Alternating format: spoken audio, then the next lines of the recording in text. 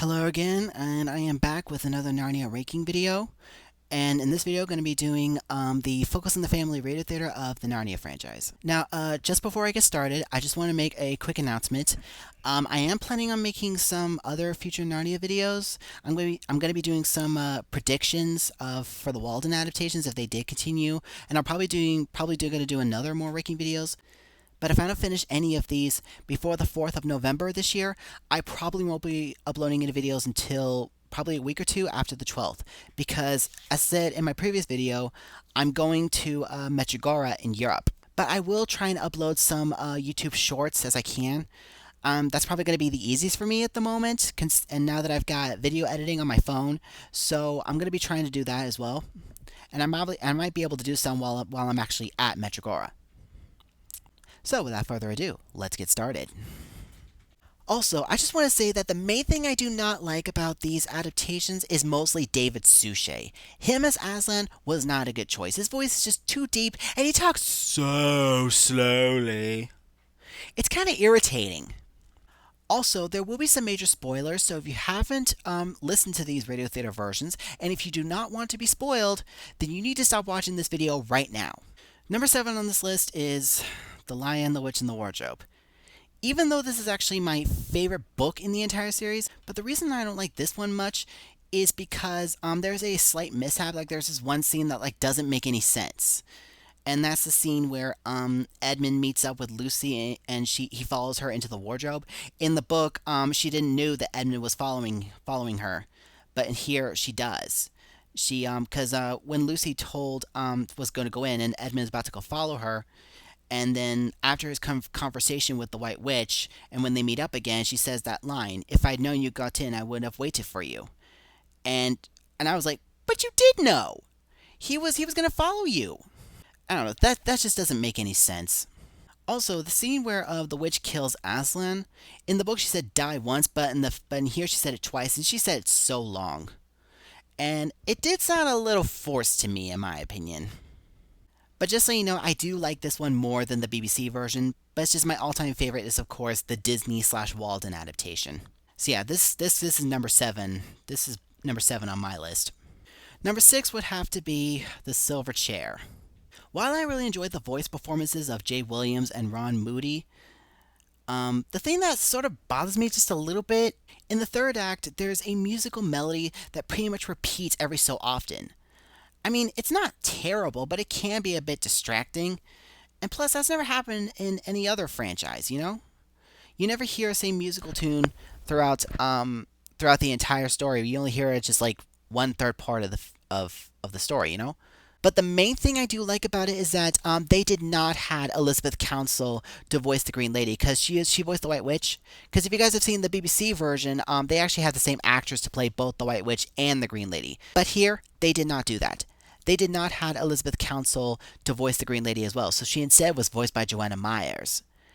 And I was very pleased that they did that. And honestly, I don't think they're the same person at all. That's just my theory. Also, another change that I really like was they actually have Jill and Eustace go by their first names throughout the entire film.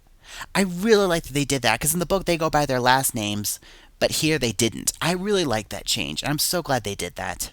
Okay, number 5 on this list is The Horse and His Boy. I mean, like the previous ones, I did thought most of the voices matched the characters perfectly, but the reason why it's not higher for me is obviously the same reason why this is my least favorite book in the entire series. I just don't feel connected to any of the characters, and the pacing just seems slow. But I did had a good laugh of Katherine Kellgren's performance as Liz Erley. She really made me laugh. I don't know why. Every time she talks, she's just so funny. I mean, she's a really good voice actress. May God rest her soul, by the way. And yeah, and when they had Nick Burnell voicing Bree, when he tried to tell Shasta what his real name is, you know, Bree he Brittany hooey ha. The way he said it, along with a real horse's neigh, it was absolutely brilliant. It's just hilarious. I think I think Nick Burnell was a great choice to voice Bree. I mean, he's also done other voice acting too. Number 4 on this list would have to be The Voyage of the Dawn Treader. This one, in my opinion, obviously deserves to be in the middle. There are a few things I do like about it.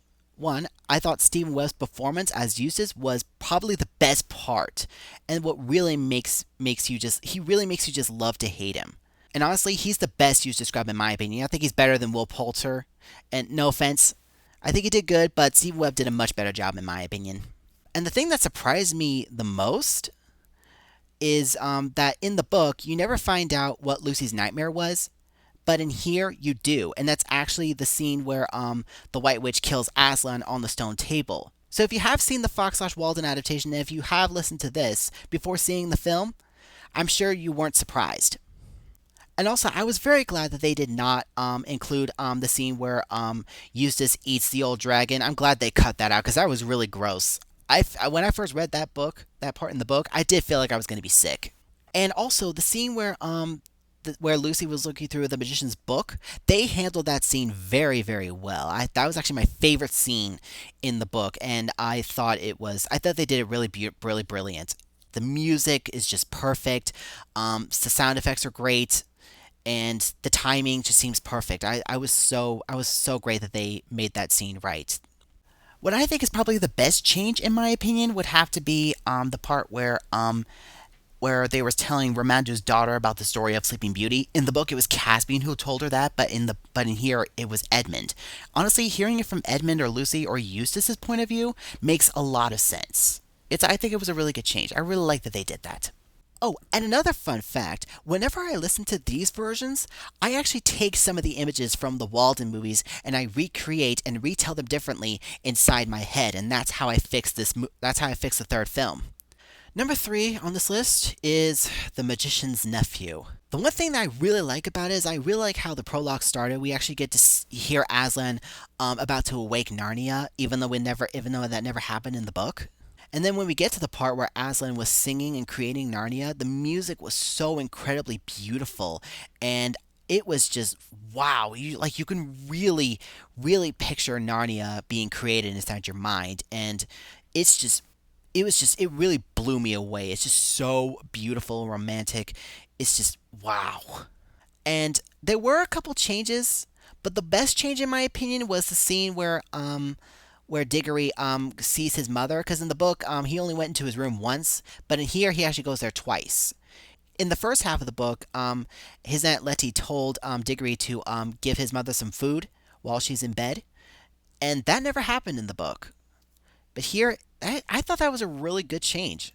And even when he asked his mom about the land of youth, I thought that was wow. It was actually a really good change. I thought that was really nice. And that's pretty much all I could say about this version. Number 2 on this list would have to be The Last Battle. Now, the thing that surprised me is that here, this is the only one where you actually don't get to hear a Narnia story being beginning. Here you actually just cut straight away to Douglas Gresham's introduction.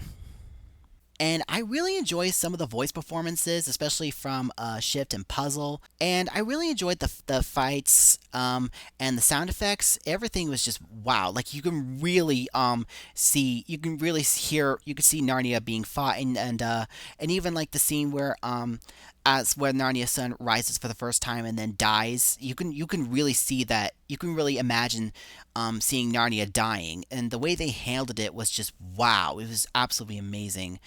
And also, I really like that they used kind of flashbacks of what happened during that scene where Tyrion was talking about what happened in the previous Narnia events. Like the scene where you hear the Green Lady, and you hear Eustace talking to Rillian, and then you hear Caspian's backstory, and also when the Pevensies arrived, and you hear the witch being killed and all that. That was absolutely brilliant. I really like that they included it, and it kind of makes sense because obviously if you're doing a long series, you need to see some flashbacks of what happened in the previous stories.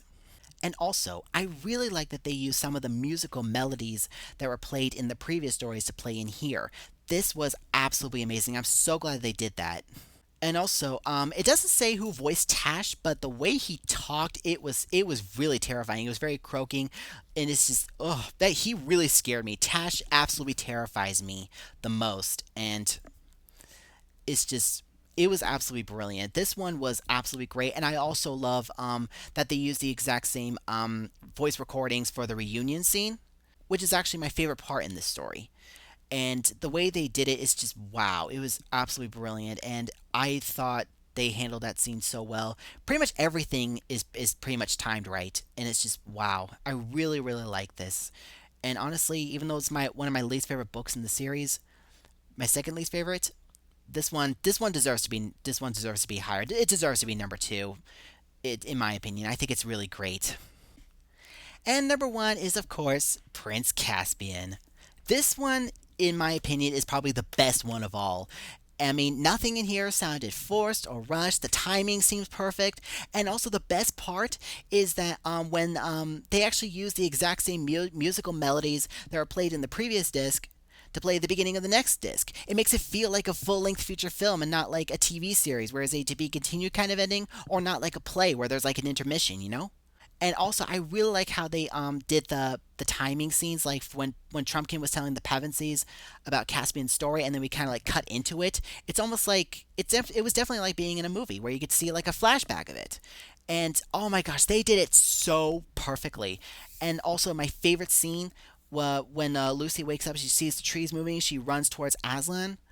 They did that very, very perfectly. The music in there fits perfectly. The sound effects fits in there perfectly. Everything in there is perfect. It's just wonderful. I really, really, really like this, and I do like it more than the Disney/Walden adaptation. This one, in my opinion, deserves to be number 1. It's just really great, and yeah, I really, really like this. Also, I have to give credit to the scores in here. The scores in here are so dang beautiful. I mean, they actually do have a similar feel to the scores from the Walden adaptations, mainly the first two. It's just really, really great. So yeah, those are my rankings on the Focus on the Family Radio Theater of the Narnia series. Next time, I'll be ranking their book covers. So thank you so much for watching, and if you want to share your thoughts on how you rank these adaptations, let me know in the comments below. I love to hear your thoughts. Thank you so much for watching, and I'll see you guys next time. Bye!